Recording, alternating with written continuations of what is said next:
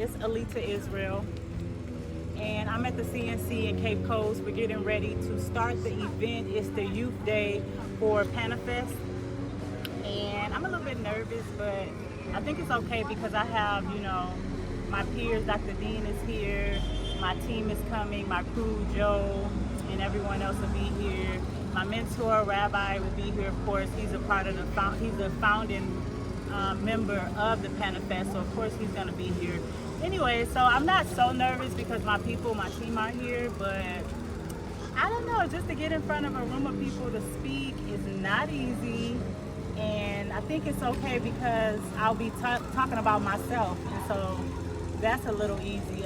But let's go inside and see how ready they are, so I can see the setup and things. I have my banner, so let's go see what they got going on. And it's a little humid out here.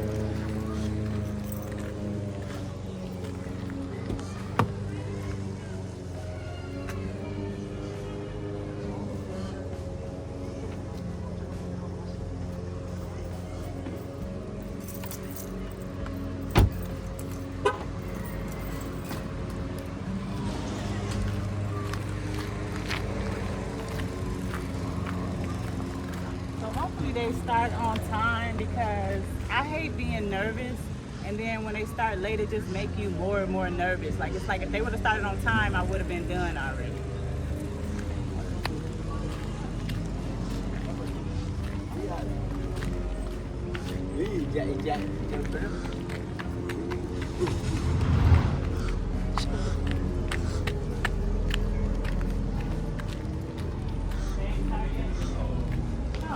You know how you nervous, and then you just more nervous because you feel like if they would have started on time, I would have been done already. Like, so that's where I'm at right now. It's like, yeah, I would have been done. No, all day affair now. I ain't late. I thought I was gonna come say a few things and go get some food. So they're gonna do the intro.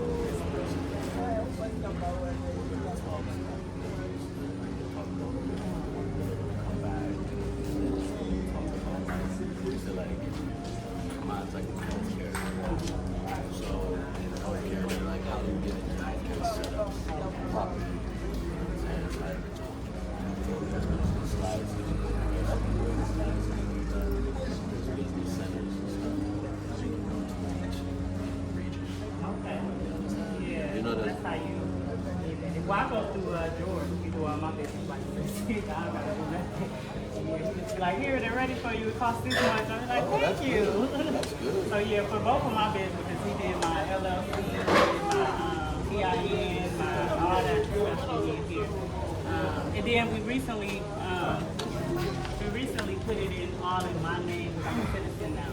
So that was like, yeah. And I was like, hey, thank you.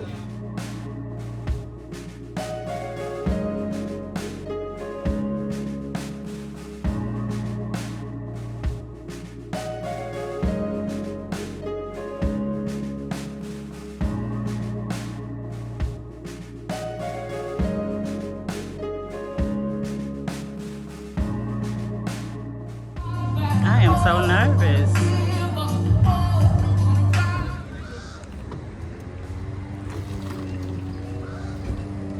What's up, Jill?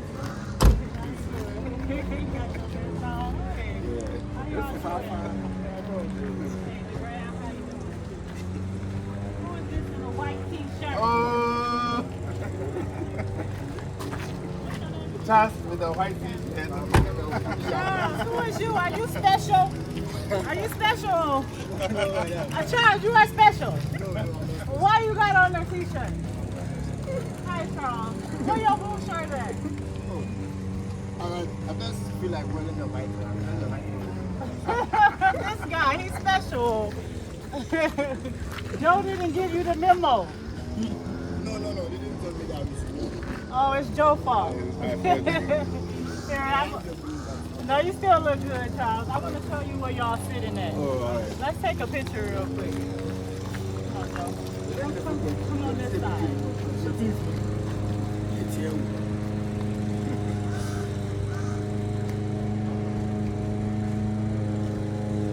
Thank you.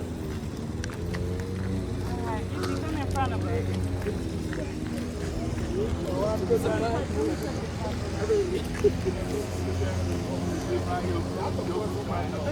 Yeah, that's why I told y'all to wear. Very nice. Thank you, Joe. I'm nervous, Joe. I'm scared. Don't be scared. They said it's gonna be like 300 people here. Oh my goodness. Who am I?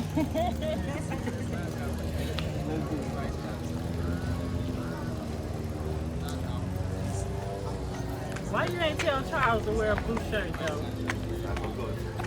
Joe got too much to do.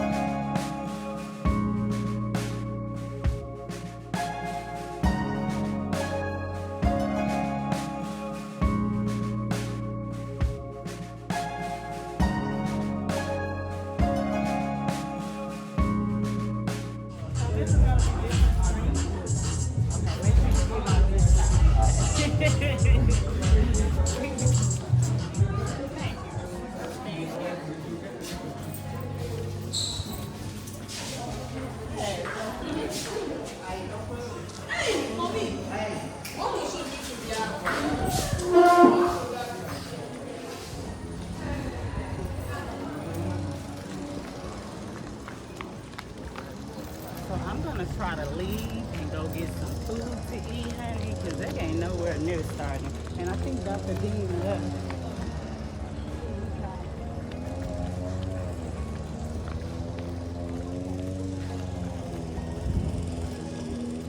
Well, maybe he didn't left. I think that's his bike. But anyways, I think I'm about to try to go grab my food because they ain't gonna start at 12 o'clock the rate they going. And all the Ghanaians late. And also I'll call a very dear sister friend of mine, someone who is doing amazing things. When you hear about her, I'm sure a lot of you young ladies will be extremely inspired and motivated. So my own sister, Aleta Yasharahla.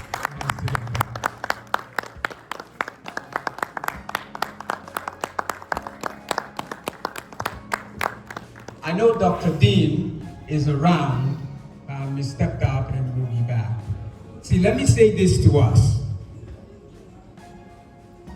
In the process of acquiring information or knowledge, life is a journey that you cannot travel without meeting challenges. Ladies and gentlemen, put your hands together for Dr. Dean. The funkiest doctor you'll ever meet.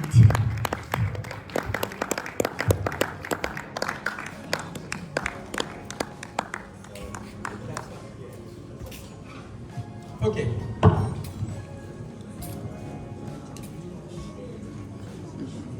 All right, thank you.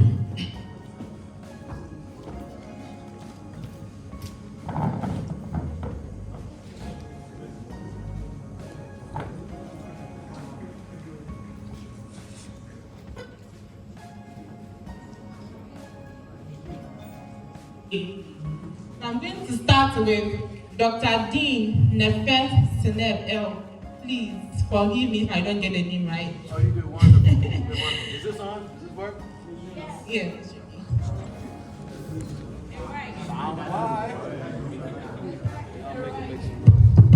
Woo! Thank you. Wonderful.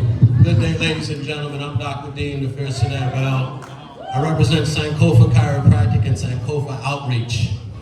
Today I'm going to talk to you about entrepreneurship and the Pan-African spirit and what it means to be fearless. Fearless. That's what I'm going to talk to you about because that's key in being an entrepreneur. All right? So I think this is a brief introduction. That's me. I'm from America. I'm a Ghanaian. I've lived here 14 years. I've got a wife and 6 kids. Wow. Because I'm fearless. Yeah, and I'm happy to have you guys' attention for the moments that will have your attention today. I hope that I'm able to share something with you that impacts you, that helps push you to go forward and reach your goals. And hopefully your goals are in alignment with our goals, because truthfully, as Black people, as African people, we are all we have. Nobody is going to save us. We have to save ourselves, and we can do that. We just have to be fearless. All right, so thank you. Peace. Thank you very much. Our next speaker is Miss Aleta Yasharahla.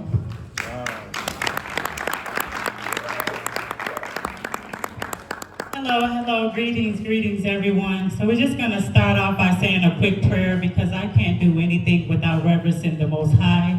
So we'll just do the Lord's Prayer. Our Father, which art in heaven, hallowed be thy name.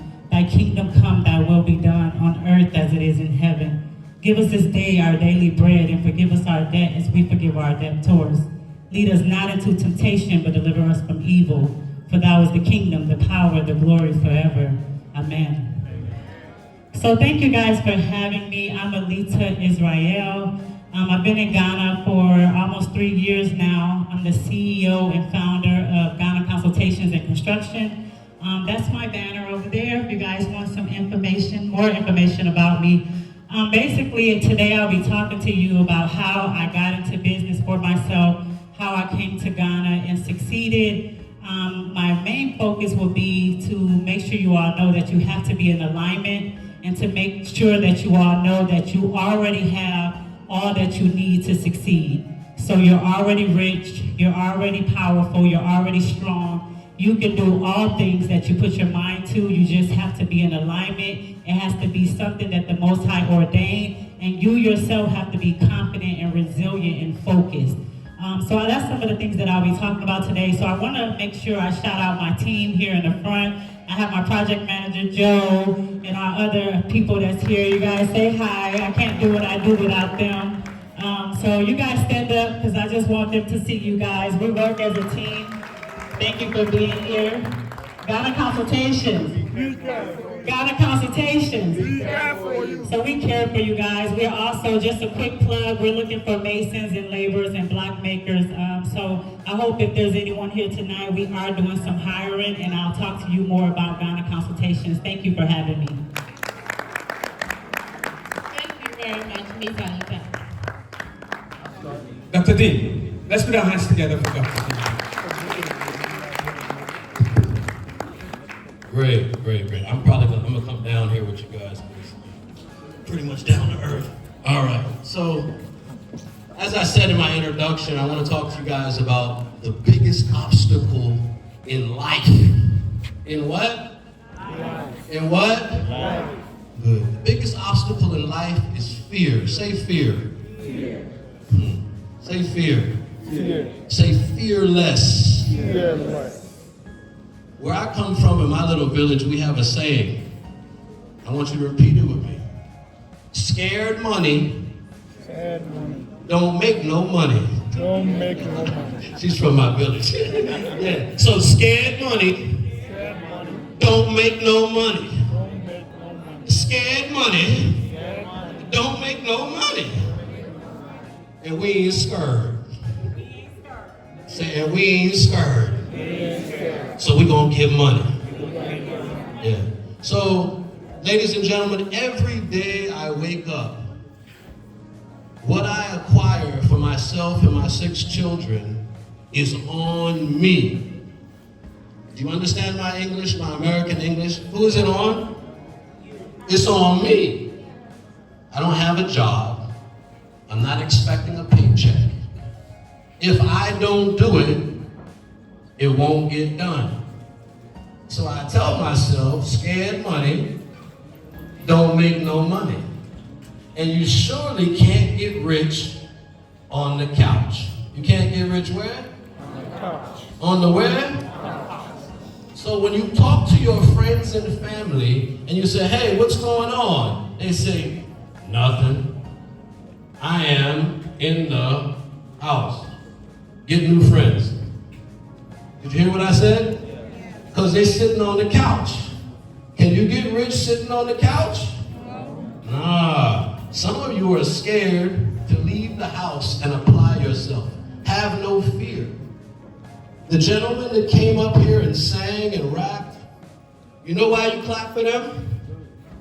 Because they had the courage. What did they have? They had courage to get up here, grab the microphone, and show you what they're working with. I can't help it, man. I'm from a village of rappers. You know, rappers, hip-hop, and all of that. We're fearless. We'll tell you, like DJ Khaled, we're the best. Man, I don't have to be the best. That's an opinion. But if I believe that I'm the best or what I have is value, then my time is what? It is valuable.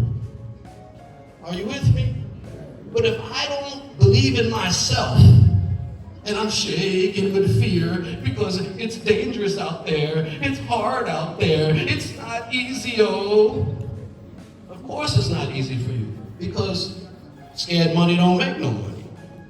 Now, if you believe in yourself and you apply yourself, you will win. Even if our musicians and our rappers never go triple platinum, never get rich doing it, right now they got a reward. It wasn't even money. We were sitting up there smiling because we could see the ladies smiling and the guys singing along too, because the guys also participated, even in the love song. You understand? So for the person who just did that, they just got paid. They just got what? The scared money,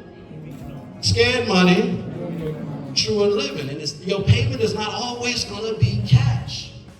You understand? Which brings me to another rap lyric. Say cream. Cash rules everything around me. Around you? But does it rule you? True. That's what I want you to understand. Cash may rule everything around me. That means I gotta get money, and scared money don't make no money. But cash or cream will come to you when you apply yourself fearlessly. A reward will be there. Once again, it's not always cash, which we call cream. Now, everybody that you see that has got somewhere, they got somewhere because they applied themselves. Right now, we as Ghanaians, yes, I'm also a Ghanaian, we're standing on gold and oil and bauxite and manganese. And my hypothesis, which means an educated guess if you don't know, my hypothesis is our fear of ourselves and our greatness. We've been convinced that we are not as brilliant as the Chinese or Bruni Fita or anybody else in the world. We've convinced ourselves that. We've allowed ourselves to be convinced, and then we've reconvinced ourselves of that. Now it's time for us to change the paradigm. Realize you're standing on natural resources. What kind of resources? Natural. They need what? They need refinement. All the gold is here in this land, and we send it away, and they refine it, and then they send us back products and laugh at us and tell us we owe them money. Huh? So now you all are the future generation. I'm part of that generation. I'm only 50. I'm young. You understand me? But it's up to us to harness our natural resources. It's up to us when we go to school and we get an education that we apply that knowledge, that we use it with wisdom. Wisdom is knowledge applied. So don't just go to school and pass your test. Realize that when you get out, don't go trying to get out, so I just want to get a job. How can you use what you have to further your life mission and accomplish your goals? How can you do it to be successful? I'm Dr. Dean, I'm very successful. I ride a 2017 Axonic motorcycle, 200cc, costs $1,000. My car is 50 years old, just like me, old Volkswagen Beetle. My bank account is skinny, it's not even fat. I'm rich. You don't understand that now. Do you understand that? I have an old motor, an even older car. My wife, she's young. But I'm successful because I've accomplished my goals. Even my way on the way here from Takoradi, I left my main clinic and office from Takoradi this morning, and I drove here on my motorcycle, the same motorcycle I was talking to you about. I drove here, I was smiling and laughing. I said, I'm on my way to work. They call this work. You understand me? I'm riding along the coastline. One of the most beautiful coastlines in all of Africa is from right here, from Elmina Dungeons, from Cape Coast Dungeon, all the way to Elmina. That's one of the most beautiful seasides in all of Africa. I promise you, you can't get closer to the beach. And some of us, we ride past it, we don't even see the beauty of where we are. We're dreaming of going abroad, get a degree, go a foreign, earn dollars, oh, cha-cha-cha, get Mercedes, blah, blah, blah, blah, blah. And all of that's good. That may be what you want to do for success. But I'm telling you, the opportunities are here. You just have to fearlessly go out and do it. Whatever it is, even if it's singing a song, it doesn't matter. Just do it. Set your goals, apply yourself, and go at it. I think that's it for me. Peace and blessings. Thanks. I'm Dr. Dean. Thank you very much, Dr. D. Next, I'd like to invite Miss Aleta Yasharahla. Please clap your hands. She's the only lady among the men, so please give it to her. Give it to her. Women empowerment. Thank you, thank you, thank you. Okay, so I have 10 minutes. Thank you for that, George. Okay, so I just want to first let you guys know how I got started because it's aligned with my message for today. So basically, I was sitting in my home in America and I felt like a light switch came on. So I said, what is this light right here? And the light was pushing me to Ghana. It was telling me that you need to go back home. So I listened to the light and I booked my ticket only 40 days out. So I had 40 days to tell my family I was relocating to another country. I had 40 days to pack up everything I own, to sell everything I own, to give away my car, my house, everything like that. And I decided that I was gonna drop everything, even my career as an international runway model, and move to Ghana with absolutely not a lot of money, and I didn't know anyone here. But I had one thing that I knew that I wanted, and that was to own myself. I wanted to own land. I wanted to own my own water supply. I wanted to own my own light supply. I wanted to have my own garden without having to get permits and things like that. This is something that you guys have in this country freely. See, in America, if I wanted my own water supply, it's almost impossible. Not only do I need hundreds and thousands of dollars, but I need permits and licenses. I need approval and things like that. And more than less, they will tell you no. The same with my own light supply. Yes, we can get solar panels in America, but there's like 10,000, 15,000 just for one, so it's not affordable. Here was more opportunity. They teach you guys that the dream is in America, but really we should be running from America and building Africa. And so that's what I want to talk about today. I finally got to Africa and I started buying land with the collective. That didn't work out, but I wasn't discouraged because I knew that I was coming here to own myself. With that being said, I met a man, his name is Rabbi Kohen Halevi. And I asked him, you know, what is this project you have going on? I was interested in the land in the Sable at the Pan-African Village. So I knew because Rabbi Kohen was involved that it was going to be a good opportunity for me to get land, that I didn't have to worry about getting scammed. I I didn't have to worry about, not having legitimate paperwork and things like that. So long story short, I got me some land in Ghana, and I felt good about myself. I only at the time had 1 plot of land. I now own 20 plots of land. So with that being said, thank you. With that being said, Kohane he started to learn my personality and things like that, and he told me that I needed to, express myself more and tell my story about selling land. So I started to put on my social media. I'm a YouTuber. My name on YouTube is Aleta Israel. You guys all go and subscribe. Thank you in advance. But basically, I started selling land. I started telling people, hey guys, I can get you freedom. Come back home. We can get our own water supply. We can grow our food. And no one was really believing me. So I went back to Rabbi Kohane and I said, no one is buying land and they're wasting my time. And he said, started charging them for your time. So I started putting in place a $50 donation for my time. And with this, I started to weed out who was really serious about owning themselves and who just wanted to waste my time. Moving forward, I started to get an overwhelming response. I started to get all of the diaspora interested in what I was doing here, interested in owning themselves, interested in starting a garden, having their own water supply, and my business just grew immensely. And so within like an 8 to 9 month period, I now am the owner of Ghana Consultations and Construction, where we have 53 employees up under us. I have my own water supply. I have my own solar panel. I'm building a 5,000 square foot house. I am helping 70 different diasporas build their houses here. My company and I have literally sold over 200 plots of land, and we do it within 3 communities. I did all of this within a 1-year time frame. And the reason that it started to happen is because I was in alignment, because I listened to the light, because I told myself that I can own myself. I was focused, I was dedicated, and I literally started to let the Most High lead. So one of the things I want to make sure you guys know is that you can't do anything without the Most High. You can literally try to see this person advance and say, I want to do it because she's doing well with it, let me do it. You can see someone selling t-shirts over here and say, wow, he's doing well, I'm going to do that.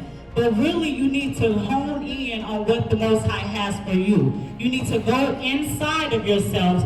Going inside of yourself means much prayer. Prayer is when you talk and you praise the Most High. But you also need to involve yourself with meditation. Meditation is when you sit still, when you be quiet, and when you listen to that inner part of yourself that tells you what to do next.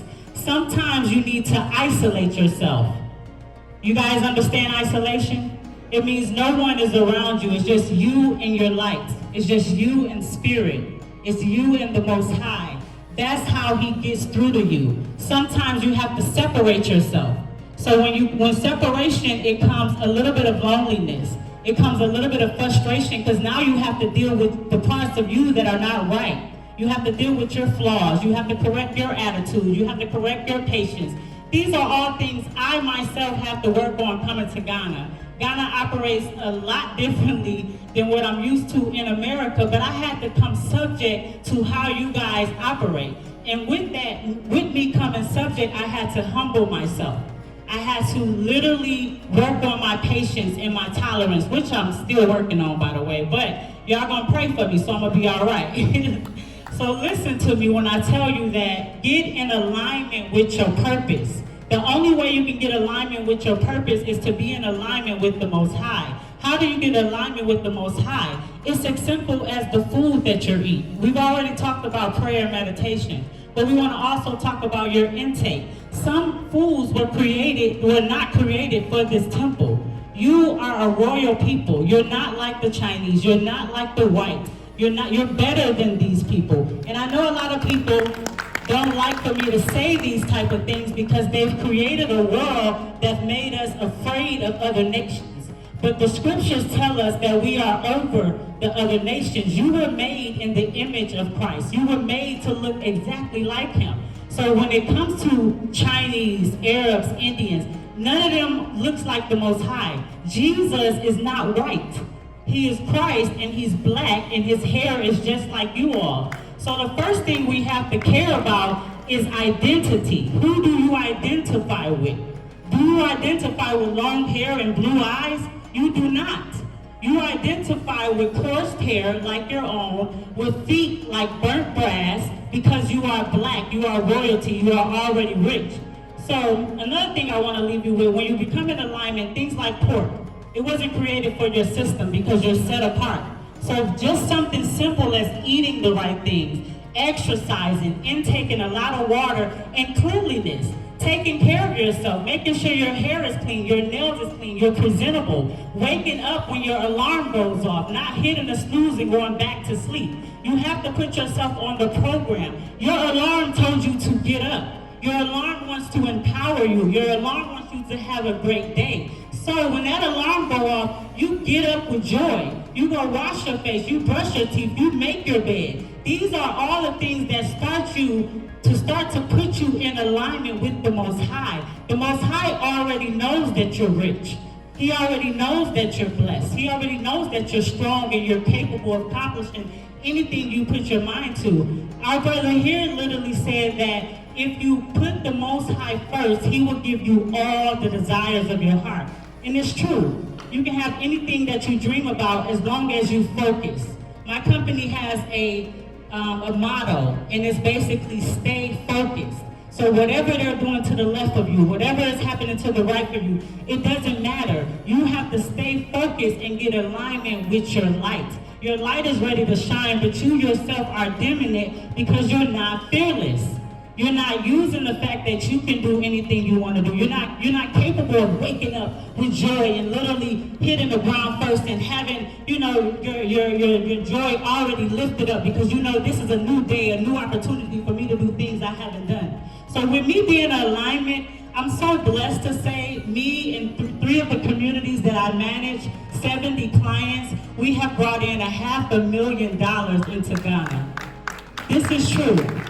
Ghana Consultations is now a six-figure company because of being in alignment, having purpose, being focused, and literally knowing that I am somebody. So I want you guys to repeat after me. I have all that I need to succeed. Thank you so much for having me.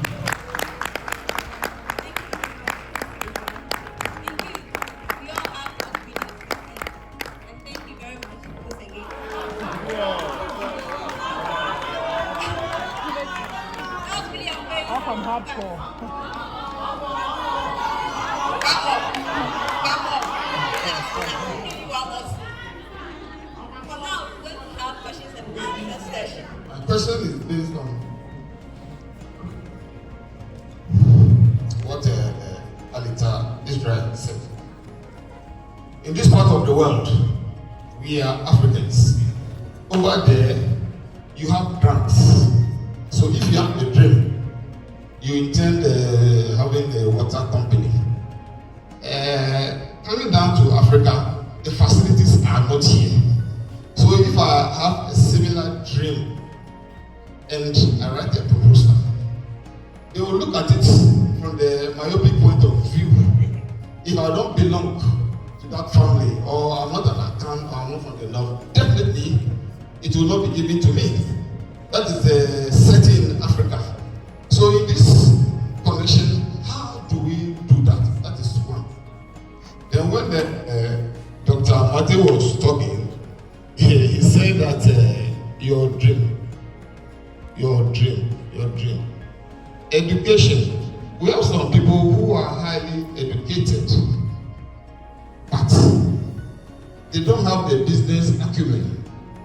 He still has to go and employ somebody to do the job for him or her. Definitely, a person who does the work for you would somehow cheat you, because you won't be there to account for whatever money you pump in. I know of a case where I stay in East Legon.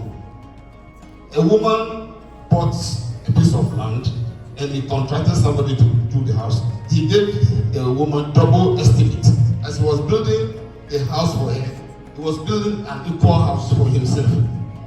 because of, you understand, the illiteracy. So in this situation, how do you solve this type of things? Thank you.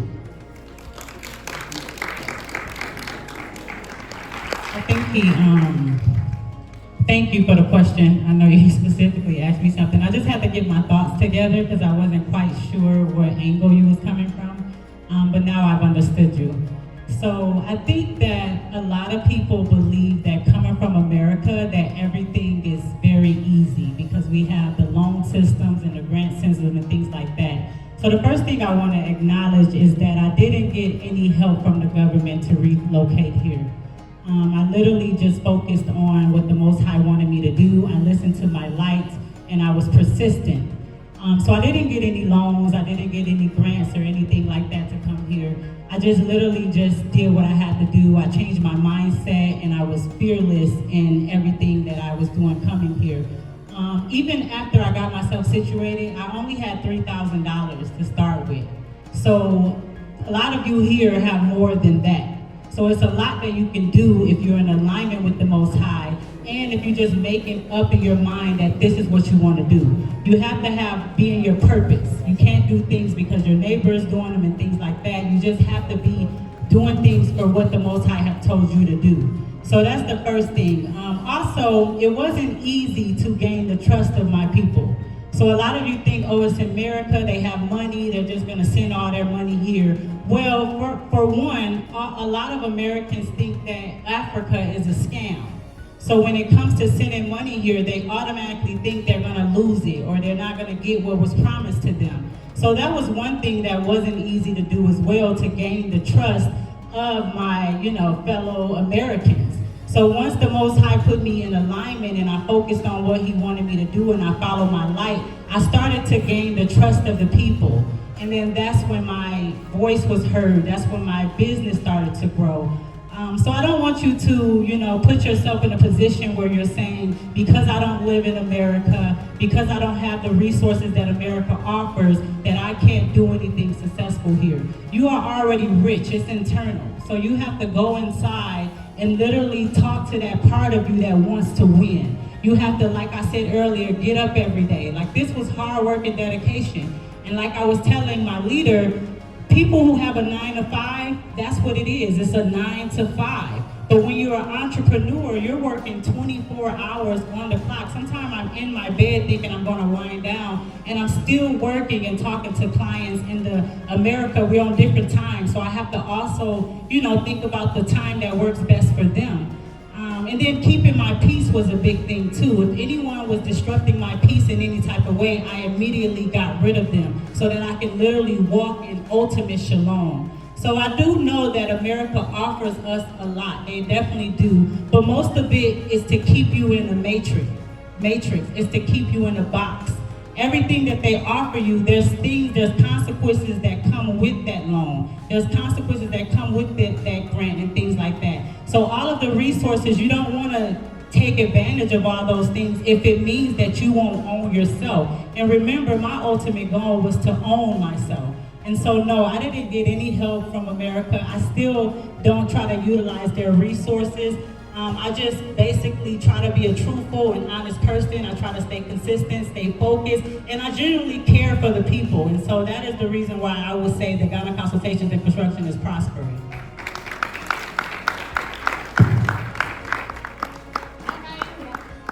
Share a few words with us.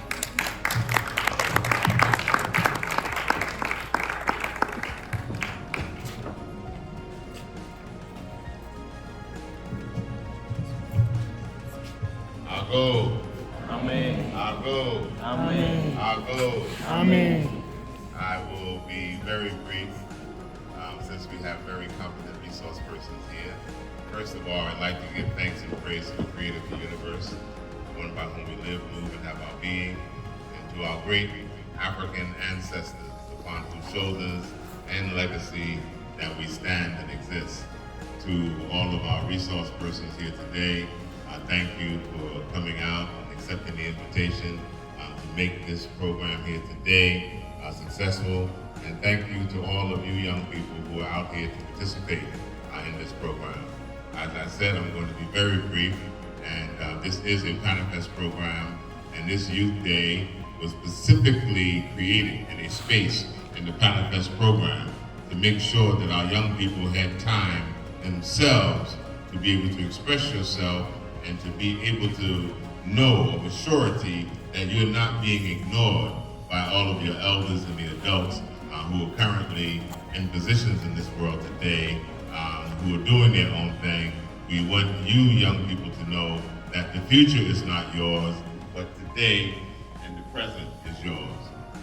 Often people make the statement of saying, well, tomorrow belongs to you. Don't let nobody sell you that statement. Today belongs to you. Act out your destiny now. Some of the most significant achievements that ever happened in this world have happened by young people standing up and taking charge and control of their own destiny. You have the greatest role to play while you're young people. If you look at the shakers and the movers in the world today, look at when they began to start shaking and moving. In the United States, I use the reference that we have heroes. And some of those heroes in the diaspora, we recognize their names that may not be familiar to you, but I'm going to call them out because they should be familiar to you. Names like Malcolm X. You ever heard the name Malcolm X? Martin Luther King Jr., Bob Marley. You know what they all had in common? They all died before they were 40 years old. But their names live on today. Not one of them reached to be 40 years old, which means the mark they made on the world was when they were young people. So dynamic that the systems of that day felt that these people are even dangerous with their ideas and with their momentum and with their charisma and with their vision of what the world should be, that the system actually cut them out by assassination, by murder. They were cut off in the flower of their life. Bob Marley died at 36 years old. Martin Luther King and Malcolm X died at 39 years old, which meant that when they were 20 and 30, they were significantly making dynamic contributions to the age that they're in. So when we talk about things like Pan-Africanism, it shouldn't be some abstract term to you. It shouldn't be a term of nostalgia to you. It should be a contemporary tool of empowerment. And why do I say that? Because Pan-Africanism simply means the ideology and the practice of African people being one. Your greatest opposition today is thinking that we don't have power. And the moment that the creator of this universe gave you life, you have power. Life is power. Any dying person on any deathbed, what they wish for is life, one more day. And you know the greatest thing in this life that you have is the mind. Your mind. Don't let anyone ever take your mind from you, because that is what the competition is all about. Right now, your mind is being competed for and you don't even know it. All of the common social media, all of the advertisements, all the things that you have going on in this world today is to capture your mind. And in capturing your mind, it empowers somebody else's vision. So the greatest gift you've been given, the only thing that separates you from the animal kingdom is your mind. The power to think. There's no cell phone, there's no bank account bottom line, there's no instrument that you can possess materially that is worth more than your mind. So take your mind to be your own and develop your own mind and invest in it. That's the best thing we can say to young people, because we are talking about the Panafest Festival, Emancipation Day Festival. We talk about enslavement of our people. We talk about colonialism, and we talk about overcoming that for a young generation. Can you imagine for 500 years, all the nations of the world, especially in Europe and the Americas, they capitalized on Africa. Europe was poor 600 years ago, and Africa had rich kingdoms. Now they call us poor in Africa, and we think about riches being synonymous with Europe and America. And somebody sold us a story telling us that we're poor, and we act out the role as if we're poor. But we are only poor if our mind is poor. After 500 years of exploiting, taking the richest element that Africa ever possessed, which was our human beings. And the target age of capturing Africans during the enslavement period was 12 years old to 30. The target age group was 12 years old to 30. Imagine, for 250 years, Africans on this continent between 12 and 30 years old was being captured to go make a new world. The world you see out there today called the Western world wasn't created by the white man. It was called the New World because America didn't exist. America only came into existence in 1789 when she got a constitution. She only declared her independence in 1776. Africans were being captured here since the 15th century. There was no Brazil, no Canada, no Jamaica, no Trinidad, no Tobago. They took millions of Africans to say, let's go make a new world. And Africans made that new world. They built that new world. That's how it became rich. Now it's time for Africans to possess our own mind and to think about building Africa. It's because our minds have been possessed that there's some heaven outside of Africa that young people risk their lives across the Mediterranean, across the sea, standing in long lines to get out of Africa because they believe that that's where their destiny is, rather than controlling our own mind and our own resources to stay in Africa and make Africa what we wish it to be. And that's what I say to you, younger people. As I said, 500 years of exploitation of Africa, Africans being plundered and murdered on their own continent, abused and plundered and murdered on foreign continents, all kinds of conspiracies to destroy you. And yet today, in 2023, there is no continent endowed with more young people, vibrant young people, than the African continent. Africa has the youngest population than any other continent in the world. Europe has a -degree population growth. America has a 0-degree population growth. China had a policy for over 70 years of one-child policy. They have a population of over 65% of the people are over 65 years old. So everyone knows the most vibrant continent in the world, even suffering all the abuse, is Africa. Nobody has more brain power. Nobody has more youth power. Now imagine if all the brains and the youth power of Africa is connected with the resources of Africa. What would be the limit to our power? If you go and spend 3 days at the airport and take a pen and a pencil and look at the people who are arriving here, the Europeans, the Asians, they're coming to Africa because they see Africa as the source of their riches and the source of their tomorrow. They're filling up the airplanes. Major airlines are flying 7 flights a week to come into Africa. They're searching for riches. So if they see these riches in Africa, something must be clicked in our mind so we can also see the riches in Africa. And it begins with us enriching ourselves with rich thoughts. So again, as I said, I wasn't going to talk long, and I'm going to cut it here, but do not dismiss from your minds the power of African unity. Whatever it is that we're doing, we must unify first. That's the power of Pan-Africanism. When we unify, then all the other goals that we seek to achieve becomes more achievable. There only exists a European Union in order to control the resources of the South in Africa. There's no reason for the French and the English to get together. There's no reason for the Germans and the English to get together. Germany started 2 world wars in the last century, fighting in the rest of Europe. They call them world wars. They don't get along. But who talks about the disunity of Europe? Everybody talks about the disunity of Africa. Everybody say Africans can't get together.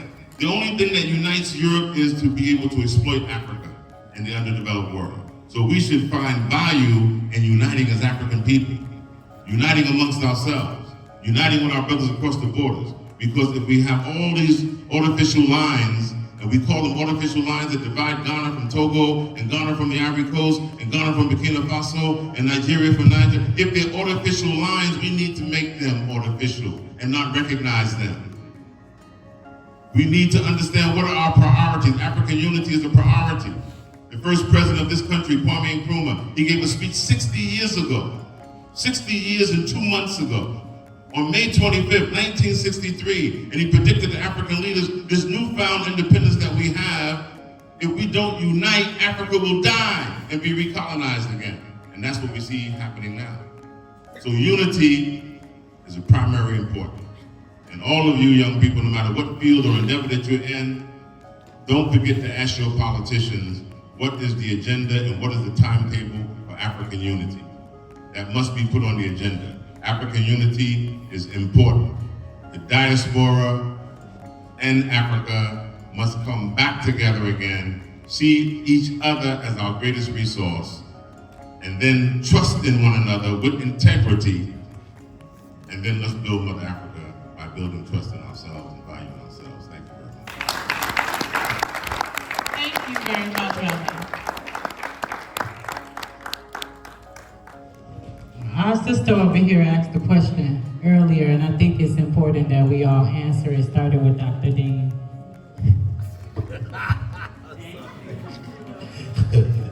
What was that question? What are some of the obstacles that we had to go through in order to get where we are? Okay. What were some of the obstacles? First of all, I'm a chiropractic doctor. I didn't graduate school, didn't have anywhere to work. I had some obstacles that I won't get into right away, but they were enough to mean I had to build my own business. In building my own business, money is an obstacle. But you know, when you step out and you step out with goals in mind and with confidence, you know, you can get the crowd moving, just like these gentlemen did that were performing.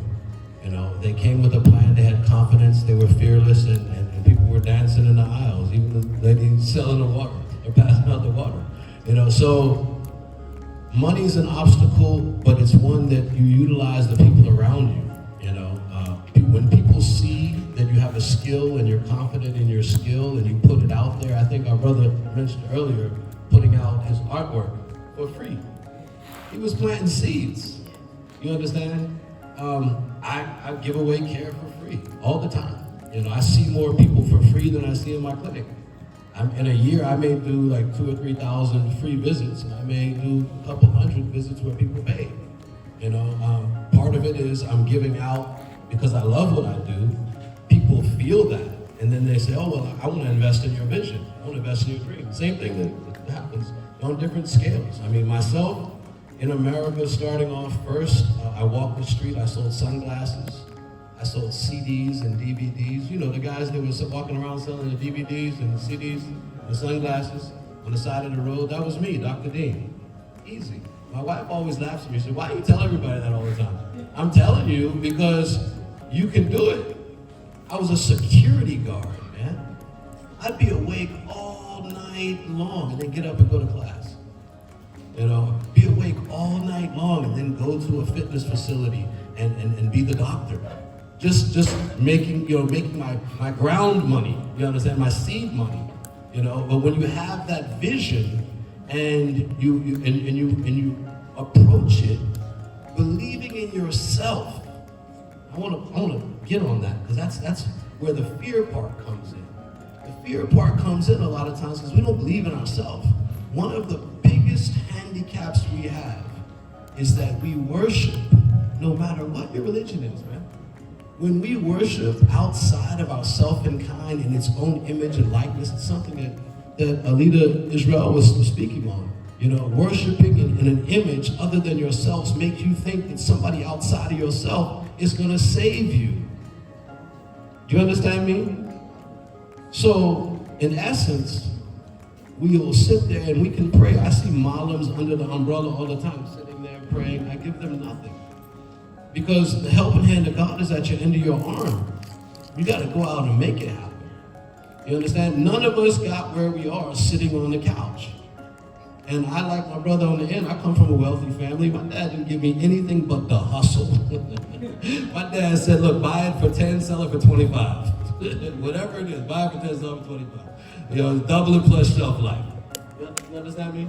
I have a lot of friends in Ghana that I've met over time. I didn't even realize their family were rich. Because these guys are out here, man, growing mushrooms, oyster mushrooms and stuff. Small businesses. But their family are like millionaires. It's the ones of them that do things like that and go out and get it for themselves. That's where later on maybe somebody will be like, yeah, I did leave you an inheritance. You understand? You know, maybe you'll find out about it then, but don't count on thinking that somebody's going to do it for you.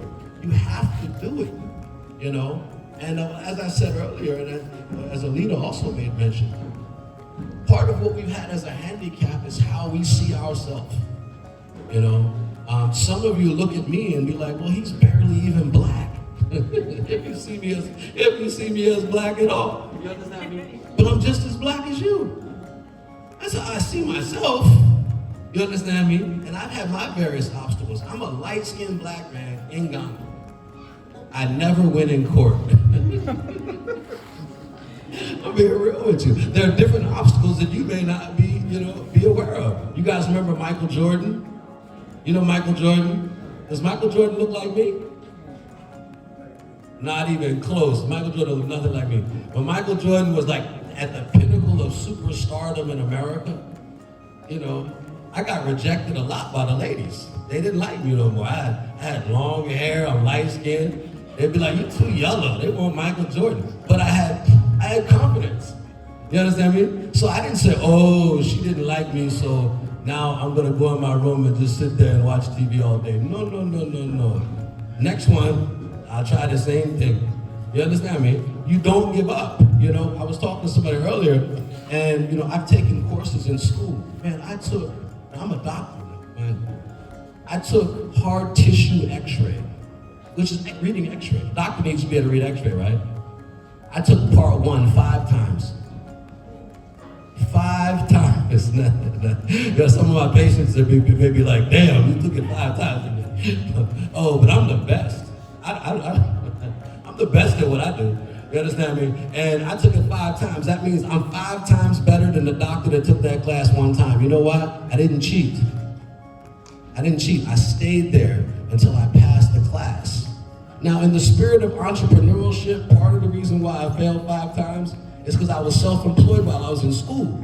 In my car, my trunk was full of fake Louis Vuitton bags and Gucci bags and CDs and DVDs. So I had to support my family. So if my phone rang, I snuck out the back door and, you know, made my sales and came back to class most of the time.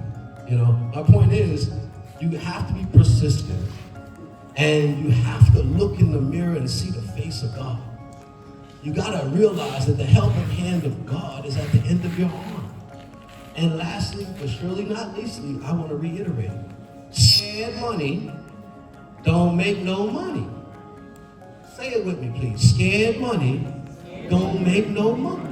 Oh, y'all ready to go to sleep? Boy, tell me stand up real quick. Scared money don't make no money. Don't make no money. Hallelujah. So be confident, be competent, be committed. You understand me? And do your thing. Well, for one, I had a lot of obstacles that I had to overcome, but I'll just speak on a few quickly. So the first thing is I'm the oldest of 10 children. So I was kind of pushed along early. It was like, okay, we got another baby, you need to help with this baby. Then it was another baby, you need to help with this baby. So I was like I was a mother. When I was a young person, I was a mother. Yeah, I'm the oldest of 10. And so with that being said, I had to be strong from a very, very young age because I had to help my mother. In America, we have something called a crackhead or a dope fiend. This is a person who's heavily strung out on drugs and they're not capable of running a household or a family. This was my mother. So my mother was on drugs from a little girl all the way up until she passed away about 5 years ago. And so I just had obstacles after obstacles because of my story. But the next obstacle I want to talk about is moving to Ghana. It wasn't easy to drop everything I had, everyone I knew, and come to a foreign country where I didn't understand the language, and I half of the time feel as if you all don't understand me. And so that was a lot of struggle trying to adapt to the culture here, trying to detox myself from the food I was used to, from the entertainment I was used to, and things like that. So that wasn't easy. I had to be determined. I had to go within and find that God and understand that I can do all things through Christ that strengthens me. the last obstacle that I faced, it's not the last one because I'm sure there's more to come, but another big one that I want to address is the fact that I am a female entrepreneur who is the boss of 53 men. That's not heard of here, I'm guessing. And so it was very, very difficult for me to, move around with the Ghanaian culture, with the Ghanaian traditions and the protocol that you guys are used to. It's not easy to literally, even tell people that I'm the boss, because I know that they will start to treat me differently. I know that they will start to, look at me funny. And so that wasn't easy for me to stake my claim here, for me to gain my respect, for me to, literally let them know I'm not going anywhere. I'm home and I am the CEO of this company. So I have had to be in the presence of chiefs, in the presence of kings, and I have had to humble myself just so they know I'm not trying to come in here with a high spirit or trying to change any protocol or any culture. I had to come subject to the way that you guys do things, but at the same time I had to, demand my respect. Like, I am the person that's bringing in $500,000 into this country. So I had to weigh in the fact that I am the boss of a certain organization, but I still have to follow the culture that women, have to follow here. And I'm still learning it. I'm still learning how the women entrepreneurs here operate. I'm still learning how, to humble myself as a woman coming subject to a man. I'm still learning how to be submissive, how to be passive, how to be less aggressive, how to be kind, how to be careful. Like, these are things that are not easy to do, because at the same time, being a boss means that you have to be hard. It means that you have to have structure, you have to have order. And so I have to find the balance between being a woman, but also being a boss and not letting people run my business into the ground, or not letting people come and steal from me or scam me or lie to me. And so that it's not easy to have that balance, and I'm still working on it. I thank the Most High every single day for my project manager, for my foreman, Joe. Stand up, Joe, so they can see you, because I really can't do this without Joe. Joe is literally like my right hand. Like, if they cut this off, I will be fine because I have Joe. And Joe is literally the person, he makes sure that they understand what I'm saying, where I'm coming from. He has my back. Although he's Ghanaian, he still makes sure that I know that he's a part of our Ghana consultation team. So sometimes I have to let Joe lead because of the culture I'm in. I have to say, Joe, go and talk to the king. Go and do this. Because they want to say, who is this woman? Who is this? What is she doing? Who does she think she is? And Joe will let them know, oh no, she's not like that. That's not what she's mean. She's not coming from America to have this type of high-end attitude. So Joe, in his language, would let everyone know my genuine spirit. He will let everyone know my goals and things like that. And so that's a really, really big obstacle that I found myself facing here, not understanding the Ghanaian culture when it comes to women entrepreneurs.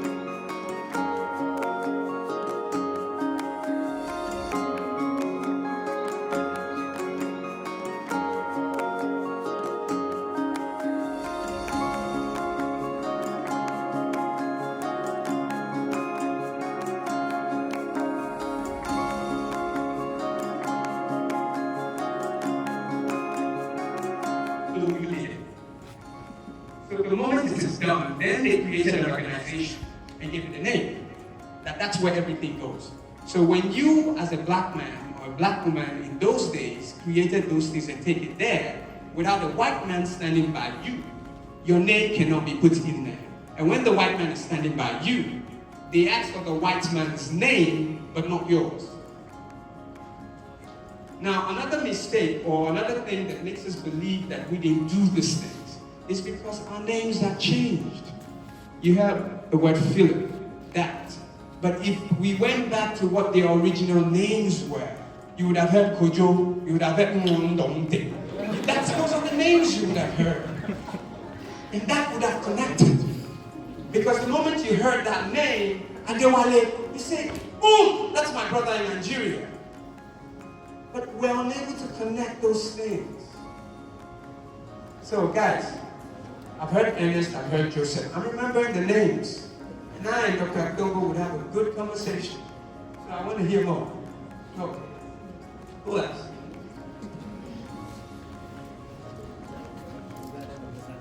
Yeah, President, let's hear you. What's up? What's up? Hey. Helping sustain tourism. My name is Emmanuel Gozele with Tourism Management. So the video actually got me thinking. Actually, I'm just wondering either educational system either we have been brainwashed or because I'm wondering the things we are studying here and looking at what we've watched, it kept me thinking that so blacks were able to bring out all these innovations and these inventions. Because in the books you hear of the new things Archimedes and you could see our educational systems, we are taught to believe that we are not capable to, produce something. Unless I have former president, the first president who actually debunked that statement by saying that the black man is capable of managing his own affairs, Dr. Kwame Nkrumah. So I was like, so all these things are really possible. The black man is able to do all this. So I'm enlightened that. And it's quite time our educational system is structured such that they can, implant the thing in us right from the onset. I took a course in level 100, early childhood. And that course made me understood that the American child, once the person is growing up, they implant the culture in the person that America is the best country. America is capable of doing everything. America is full of innovation. So the child grew up with that mentality, that mindset, very concrete and very strong. But what is happening here? We have to fall on other people to be who we really are. So I am seeing that we are being defined by other people instead of, we going into ourselves to discover what we can, become or do.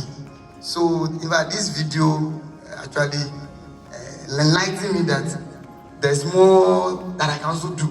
In fact, the things I'm learning, we need to rethink and unlearn certain things that they have indoctrinated us with and come out of ourselves such that Ghana can be a better place to live and Africa can also be a world that the world can look at us and be an epitome of hope. Thank you very much. I'll give 5 more people opportunity, then our speakers will just round up in 30 seconds. 30 minutes, 30 seconds, 30 seconds, 30 seconds last word. Let him answer the question. I want to hear from him. All right. He wants to answer the question. No, he wants to respond to the video. Okay, thank you very much. The video really enlightened me, and prior to watching the video, if you had asked me about the inventions I saw, I would have told you it was done by the white man. And then I know that this thought grew up with me. This understanding of, it's the white man that did all of these things. There were pictures that were painted over time. And then now that I'm opened up to this and now I know the truth, I'm also supposed to go out there and then say to people, because they came together, like my sister said, we have to be unified. In order to change things, we have to be unified. They came together to paint these pictures. And now we grew up with this understanding. So we also have to make more noise. It took years. It didn't take only one day for them to change our minds. It took years. It took a lot of effort. Yeah. So we also have to do same. And also, the video also came to show me that if people I identify with can do these things, it means I can also do same and also even build better. So thank you very much. There's someone here, and then we go.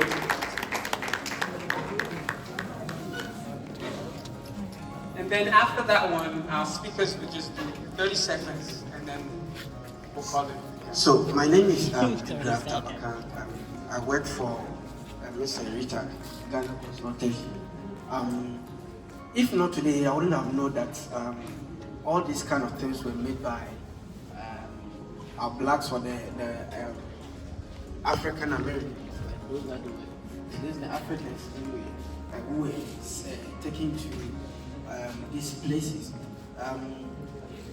I've gotten to know that so far as I'm a black man doesn't mean I can't do anything. Like if I'm able to think of something and then put them into practice, make my mind that I'm going to do it, I know one day I can do it. Thank you very much. Thank you.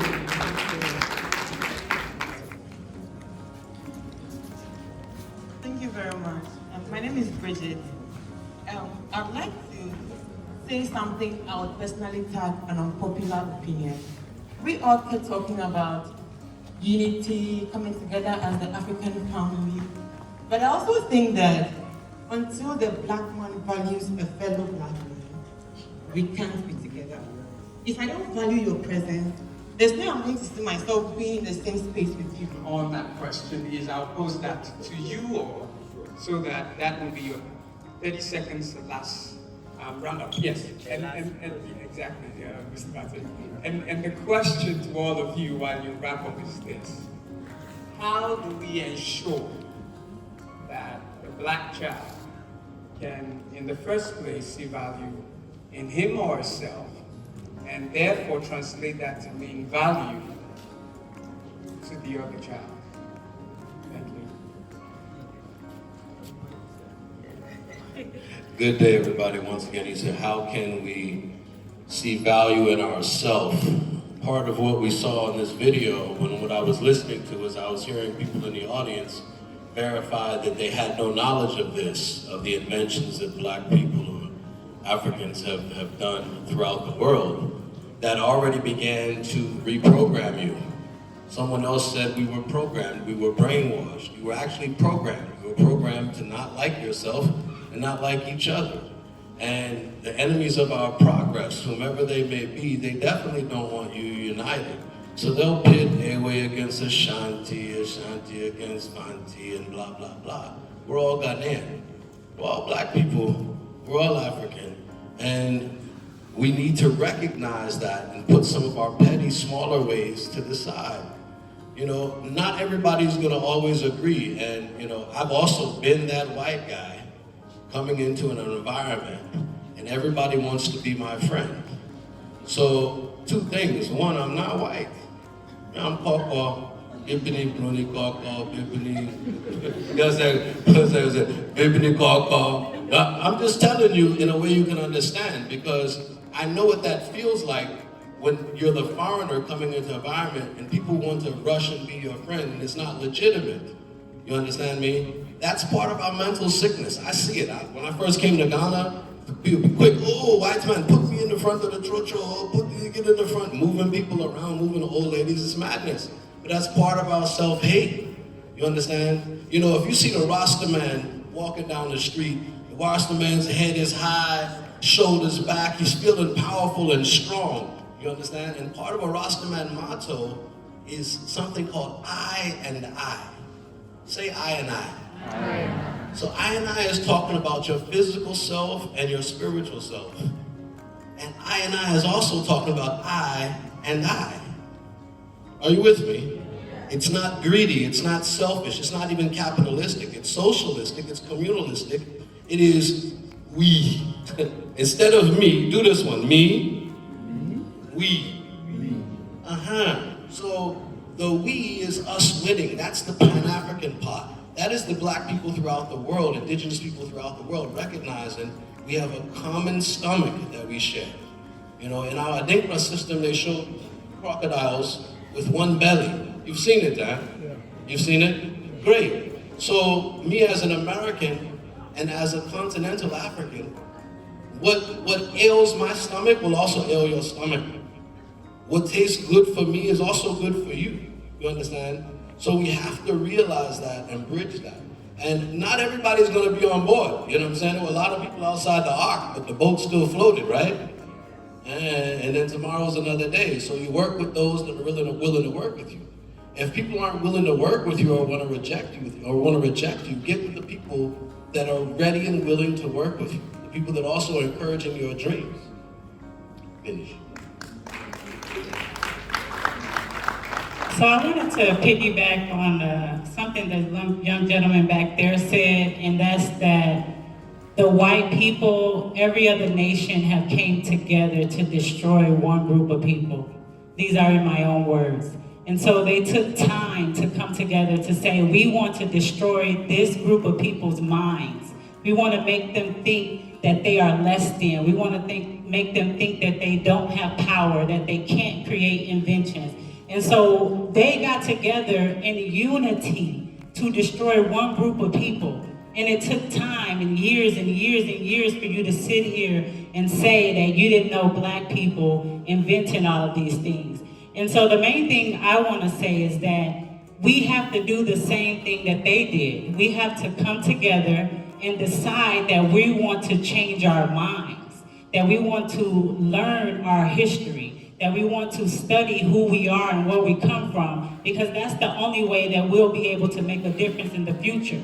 So your job today is to leave here and tell someone about these inventions. Tell someone about the things that you've learned, the things that inspired you from today, and make a difference starting with you. So you yourself get up early in the morning, make sure you have a healthy breakfast, make sure you're cleaning yourself and cleaning your home and making your bed. Start with you. Start to operate in excellency. Start to operate in perfection. We're not asking you to be perfect, but we're asking you to care about you. So every day, look at what you're consuming. Look at how much water you're intaking. It literally starts with that. Being the best you that you can be. And then you're going to inspire your neighbor. Your neighbor is going to inspire this room. And it's going to keep going to the point where everyone will start to look at the black people as a powerful people. They'll start to look at the black people as a people who have built this entire world. So this video that you saw is basically saying that we have created the entire world. They didn't leave out anything. We fixed all the problems. So when you guys hear about the slave ships that left here, we didn't go to America and become rich. We was sent to America and got put to work. So they paid us the least of everyone. We had the least power of everyone. We had the least knowledge of everyone. So the same way you sit here and you didn't know any of these things, that's us in America. The black people in America are at the bottom of the totem pole. We are literally the poorest. We're the most in poverty there. So when you see our people come here, you see the black American come here, treat them better than you treat the white people that come here. We did not go to America and succeed. We didn't go to America and get on top. They had us at the bottom of their feet for over 400 years. We're just now, like you, realizing who we are. We're just now, today, realizing the inventions that we created. And so when you see a diaspora, a black American diaspora come here, welcome them with love. Welcome them with open arms. Get together with them and collaborate and figure out how we're going to raise the future, how we're going to change the future, how we're going to enlighten the minds of our youth. So we want you guys to actually welcome us home, because we're here to do damage. Like, we're here to change the minds of the youth. We're here to build the new America, the new future. The dream is right here in Africa, but we have to collectively come together and build it. Thank you. Thank you. Let me say a big thank you first before I give my submission, but please waiting till now. Sometimes we go for some conferences. In the course of the conference, the whole room becomes empty. Shall we clap ourselves at least? It tells that you are really getting something